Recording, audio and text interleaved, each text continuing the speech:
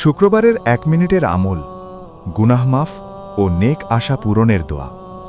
শুক্রবার রহমতের দিন, ক্ষমার দিন। এই দিনে আল্লাহ তার বান্দার দিকে বিশেষ দয়া নিয়ে তাকান। রাসূলুল্লাহ সাল্লাল্লাহু আলাইহি ওয়াসাল্লাম বলেছেন, শুক্রবারে এমন একটি সময় আছে যে সময় দোয়া করলে আল্লাহ ফিরিয়ে দেন না। এই ১ মিনিটের আমলটি করুন। প্রথমে মনে মনে নিয়ত করুন, হে আল্লাহ, আমি তোমার কাছে ক্ষমা চাই। তারপর পড়ুন ১০০ বার ইস্তেগফার, আস্তাগফিরুল্লাহ। এরপর পড়ুন ১০০ বার দরুদ শরীফ।